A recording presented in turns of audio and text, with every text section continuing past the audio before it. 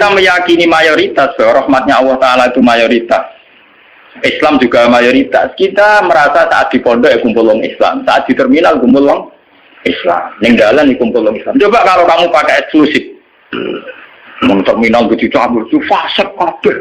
Baru ngono butuh ngisi gitu, biasanya wong fasek wong bayar. Kok dalili, ngomong kok bayar fasek. Nah, gue malah iso ngising kan. Fasek ke Allah, penting nyediakno WC kena bengi. Di Bang Soleh rabi fasilitas. Fasek ke Allah.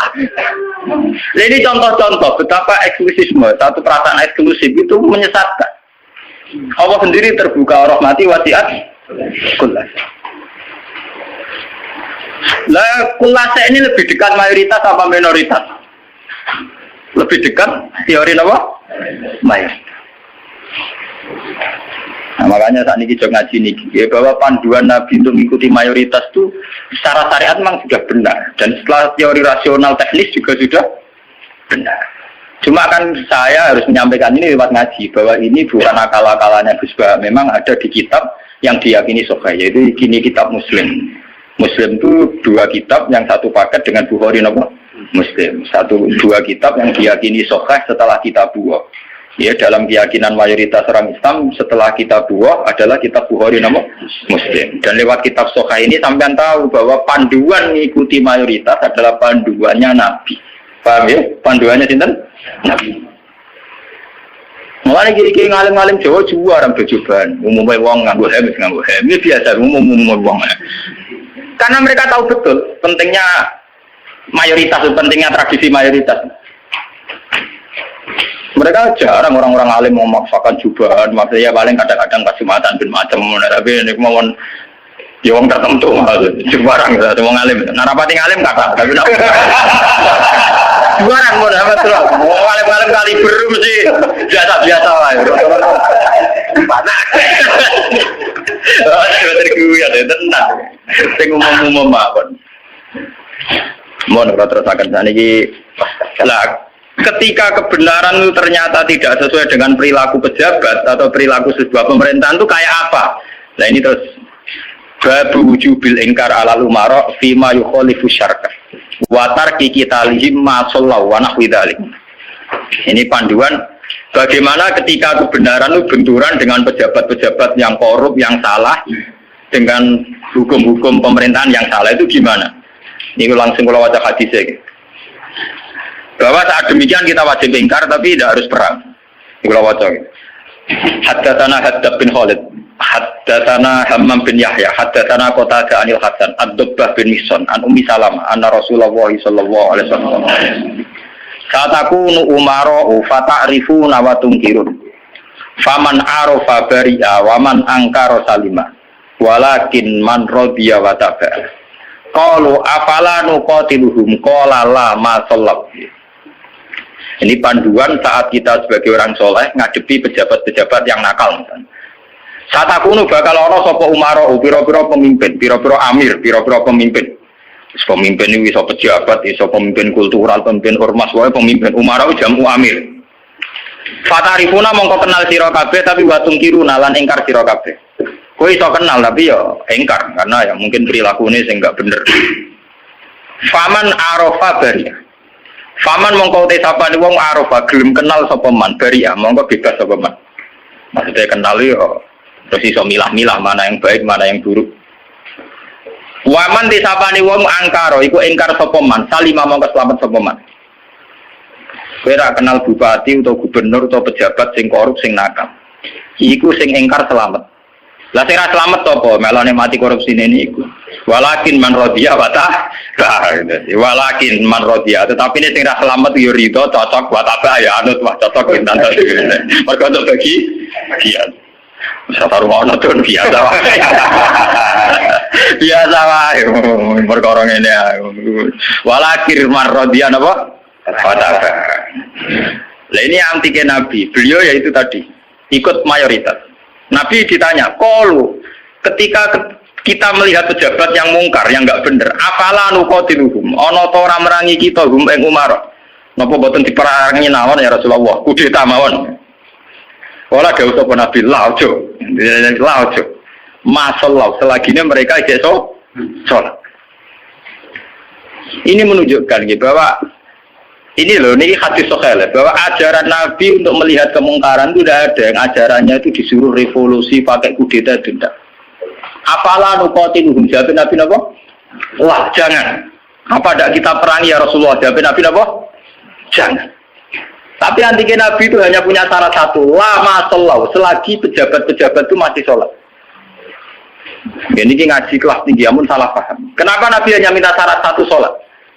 Bagi seorang Nabi, selagi dunia ini masih ada orang sujud kepada Allah, masih menjaga konstitusi agama yang berupa sholat, yang disembah masih Allah, itu masih normal.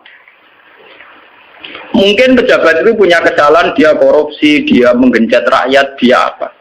Tapi selagi dia sholat, kata Nabi itu tidak boleh revolusi. Nah itu kan menjadi misteri. Apa kira-kira alasannya Nabi kok hanya bersyarat lama sholat selagi masih sholat? Kemungkinannya dua. Kemungkinan secara teori ulama lagi. Secara teori ulama, kalau ulang lagi, ini sudah di luar teori sosiologi, teori demokrasi masalahnya. Ini harus pakai teori ulama. Kalau teori demokrasi kan kalau mayoritas protes dan sah secara pemilu ya sah dia jabat, yang minoritas menjadi oposisi. Kalau dalam teori demokrasi kan gitu.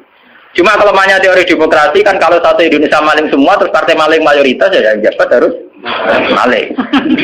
Makanya kalau ingin BTS itu supaya legal, Indonesia jadi BTS bikin partai lonte itu kalau menang ya jabat. Karena yang dipakai demokrasi adalah suara terbanyak. Loh iya, terus resikonya demokrasi kan suara terbanyak harus dilegalkan mimpin kan. Kalau terbanyak gento semua ya harus.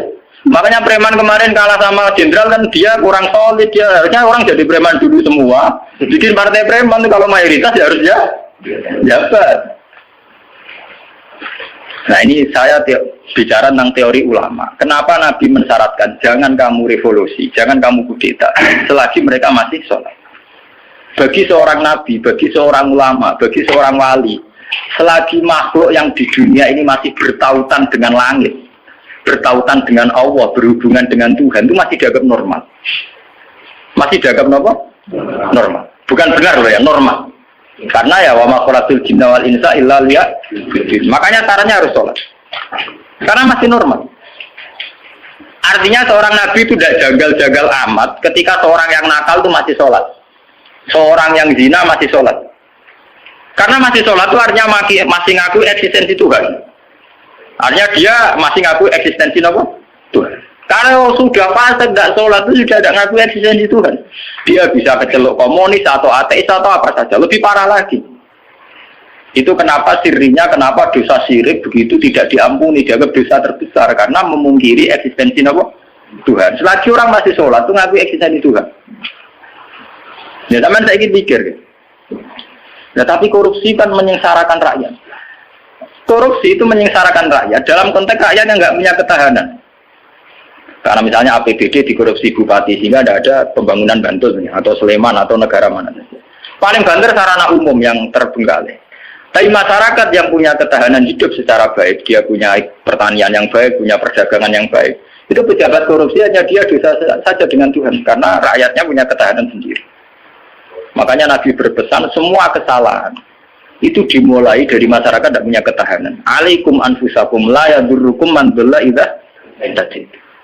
Kalau kita sudah miskin, pejabatnya korup, kita tambah miskin karena kita kayanya menggantung kebijakan negara, misalnya lewat BLT, lewat sarana umum, lewat pekerjaan massal.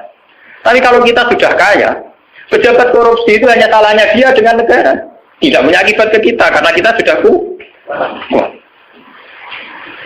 Jadi ya, pejabat korupsi itu salah, sama dengan salah. Tapi jangan katakan bahwa korupsi sumber segala bencana, enggak. Sumber segala bencana adalah saat individu cara hidup tidak sehat, cara berekonomi tidak sehat. Ingat itu, dalam aturan Islam, kullukum ra'in, bahwa kalian pemimpin pada diri sendiri.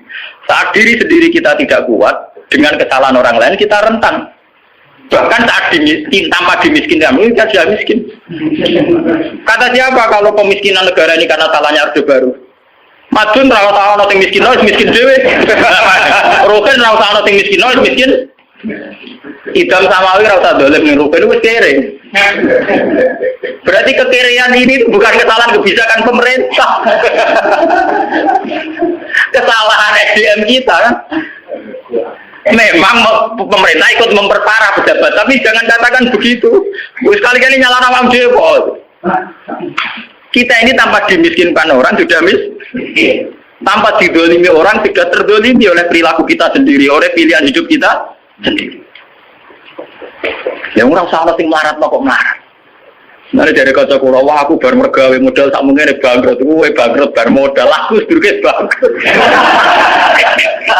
Kira iku bawaan. Wah, kira lateng.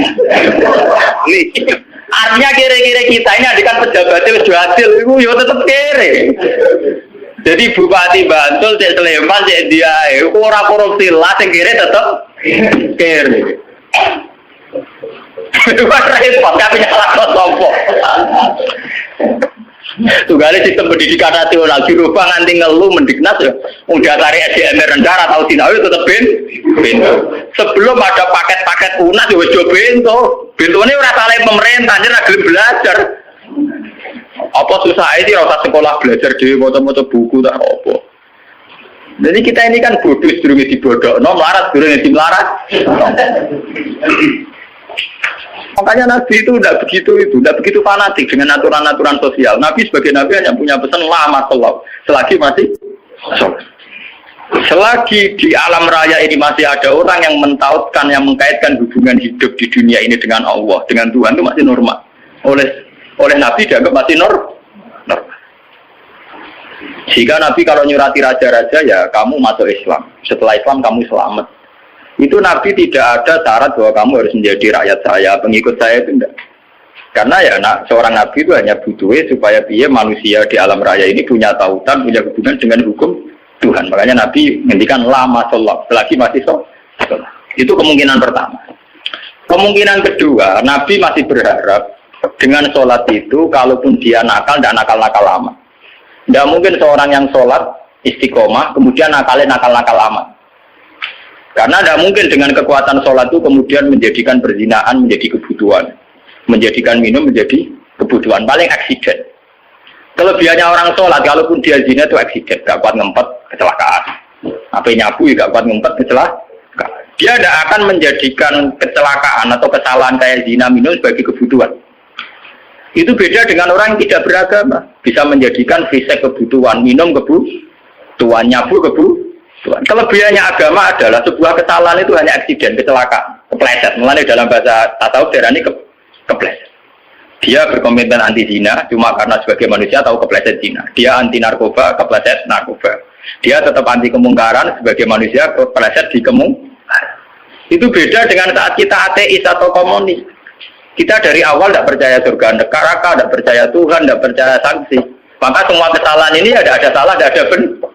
Nah, itu tidak normal. Cara Nabi kalau kondisi sudah gitu itu sangat tidak normal. Paham ya? Makanya harus dibedakan kesalahan yang menjadi kebutuhan dengan kesalahan menjadi aksiden, hanya kecelakaan. Ya kayak Rukin sebagai sufi ya kan merem, tapi sebagai wong ya kadang kecelakaan dulu orang ayu. Tapi dia yakin itu dosa, yakin dan ya istighfar. Itu kelebihannya agama kan gitu. Orang ya di ruang salah tapi balik meneh, salah balik meneh. Makanya bahasanya orang agama itu kan munib, orang yang mudah kembali, ya karena kesasar barang mulai meneh. Jadinya munib, rojak. Agama itu ya syaratnya kan gampang, munib, ya mudah kembali. Bar kesasar tidak balik meneh, kesasar meneh balik meneh. Lah sing repot nak ucul tenan ya. Ora mun parah dak niku. Makanya Nabi hanya punya syarat sholat. Maksudnya sholat, ya itu terus sekarang saya buka lagi kemungkinan ketiga. Sholat di situ tuh bisa bahasa secara personernya menyebut satu bentuk, ya bentuk sholat. Ada mungkin artinya itu institusi ibadah. Apa institusi apa? Ibadah. Selagi mereka masih membolehkan orang sholat atau selagi institusi agama itu masih boleh jalan. Karena kita hidup di negara macam-macam. Kalau di Indonesia, presiden tidak sholat itu jelek. Coba kalau sampean warga Singapura atau sampean ditegir menjadi warga Thailand. Tentu kita sebagai muslim di Patani, di Thailand hanya bersyarat yang penting pemerintahan tidak memberangus masjid. Yang penting pemerintahan tidak mengganggu aktivitas masjid. Makanya masalah saja artinya selagi tidak menghalangi institusi agama yang bernama sholat. Bisa saja pejabatnya itu tidak sholat. Kayak kita misalnya ditegur dari warga Thailand atau kita warga Singapura. Mungkin PM-PM-nya tidak sholat, pejabatnya tidak sholat. Tapi masalah bagi kita saat tidak sholat melarang orang sholat. Dan tidak menjadi masalah kita saat mereka tidak sholat, tapi tidak melarang institusi sholat. Paham ya? Artinya selagi masih tidak menghalang-halangi institusi agama yang bernama sholat, itu kita tidak usah revolusi. Kecuali kalau sudah menghalang-halangi sholat. Makanya di Quran diterangkan, masalah perang itu harus kita lakukan. Ketika ada lagu dimat suami wa biya'u wa sholawat wa masajid yudkaru fiha smuwahi katsira. Itu hebatnya Quran. Jadi dari awal Quran itu ingin sekali nggak ada perang. Kecuali kalau simbol-simbol agama dihalang-halangi, dihanguskan. Makanya di Quran nonton ayat walau la tafwa inna tabadhum bibadil lahu dimat suami'u wa biya'u wa sholawatu wa mata jika yuzkaru fiha smuwahi katsira wa la yansuruna wa hum yansur. Oke, ada perang kalau simbol-simbol agama, institusi agama sudah dilanggar. Yaitu misalnya masjid tidak boleh berdiri, orang tidak boleh Nah kita sebagai ulama, sebagai seorang muslim, perhitungan kita sederhana. Selagi bangsa Indonesia atau pejabat Indonesia tidak menghalang-halangi institusi yang bernama sholat, ibadah, kita harus mengakui itu pemerintahan yang sah. Karena kita sebagai orang yang beragama, hitung-hitungan kita sholat saja. Orang untuk duit atau orang pokoknya kalau itu hitung-hitungan ya. Aku nak umat ulama itu ya, umat ulama yang ini gitu. Nah umat gendone ya ngitung duit. Ya karena umat-umat. Mari dosanya kan mau eksiden, cuma kecelakaan. Orang laten, orang dosa apa? Kan rum komunis kan kita ada komunis orang. Makanya lama sholat itu bisa saja artinya yang penting institusi sholat itu tidak terganggu. Makanya banyak dulu ulama-ulama dulu yang hidup di Tashkent, di Azerbaijan.